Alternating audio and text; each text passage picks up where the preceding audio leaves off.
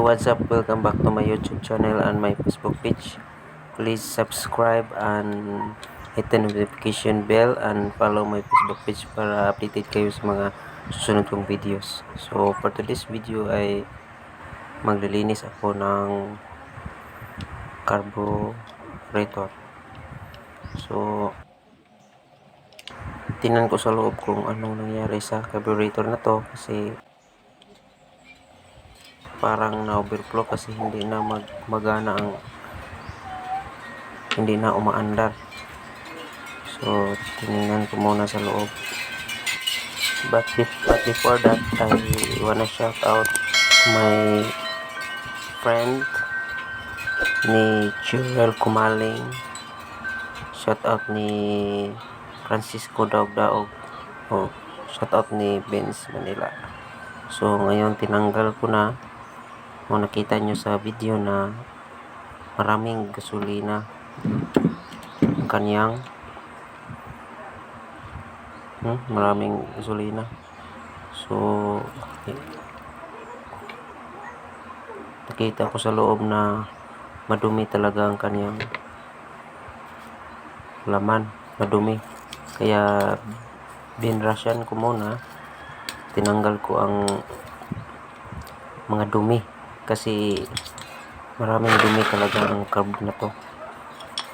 So, lininis ko muna, tapos time slap.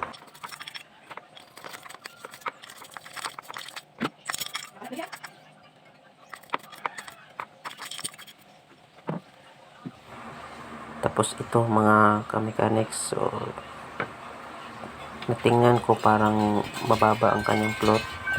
Tapos tanggalan ko muna ang float pin. Tapos kanyang float tsaka float valve. Tanggal ko ang float. Yan. Yan ang kanyang float valve. So, tingnan ko kung may tama na ba. Pero sa tingin ko ay okay lang pala yun. So, tingnan ko ang kanilang mga fittings. May kukunin ako ng tools ng carburetor.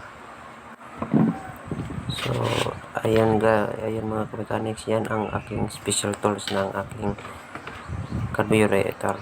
So, tanggalin ko muna ang kanyang main jet. Kung okay pa ba, kung wala bang nakabara sa kanyang mga butas. Kaya tapos tinanggal ko ang kanyang pilot jet kasi maliit lang ang mga butas nito. Kaya tingnan ko kung meron bang nakabara. So, tinanggal ko na mga ka-mechanics, tapos nilinisan ko yan ang kanilang mga jet. So,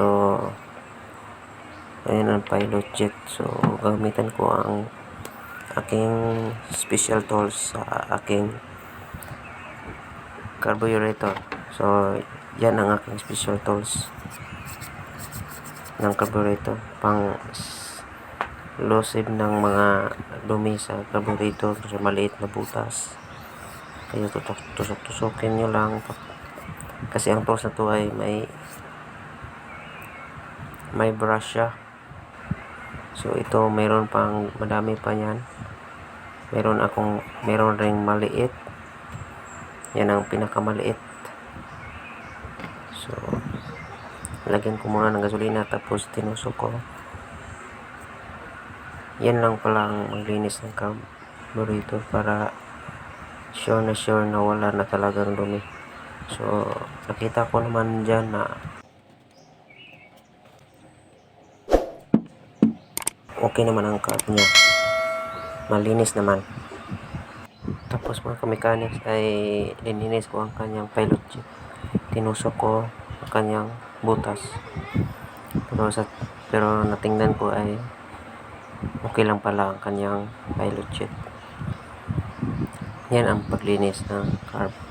Meron akong special tools. So, kung hindi pa kayo kung nakapag-subscribe sa aking YouTube channel, please subscribe and hit the notification bell para updated kayo sa mga sunod kong video. So, tininis ko ang kanyang minjet, tinusok ko ang kanyang butas para sure na malinis.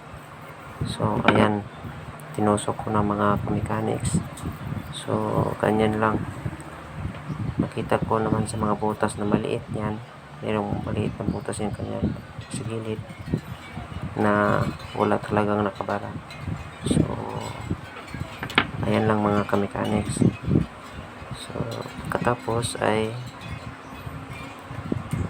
tiningnan ko ulit, tapos parang maraming dumi, kaya binrasan ko muna sa labas kasi meron ng mga matagas na kanang mga gasolina, kaya linisan ko muna ang sa labas para malinis naman tingnan.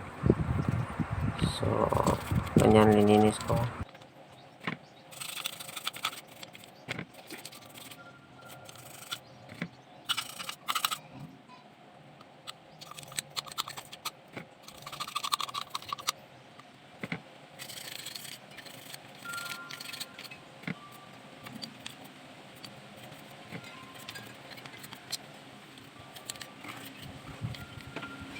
Ibalik ko na mga ka-mechanics.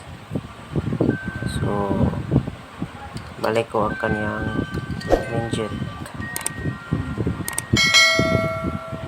Higpitan ng huwag mo masyadong higpitan, konti lang. Tapos balik ko ang kanyang pilot jet. Pagkatapos nyan ay balik ko ang kanyang float at saka float valve. Pero may nakita talaga ako sa kanyang float valve, mga ka-mechanics, na parang ang lower niya, kaya inadjustan ko muna. Tapos linisin ko muna ang kanyang idle screw sa kanyang minor kasi nakita ko madumi, kaya linisin ko muna. Pagkatapos nyan ay binalik ko na sa kanyang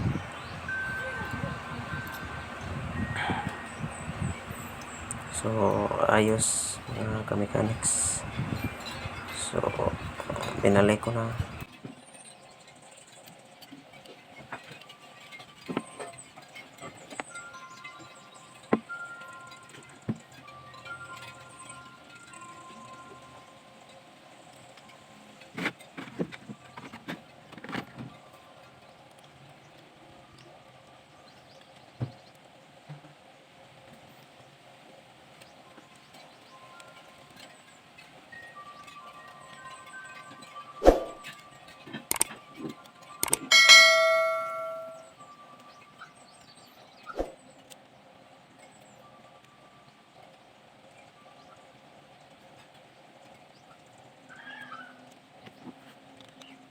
Nakita nyo mga mechanics, inadjustan ko ang kanyang float kasi nakita ko ay mababa lang, kaya dapat ay pantay yan para hindi mag-overflow ang kanyang gasolina. Tinanggal ko muna, tapos inadjustan ko muna ang kanyang settings para hindi mabara ang kanyang float valve, para umaangat siya pag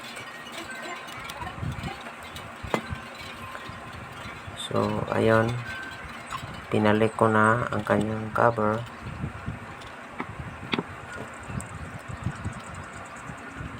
Niscrew ko na. So ayan lang mga ka-mechanics. Thank you for watching and God bless.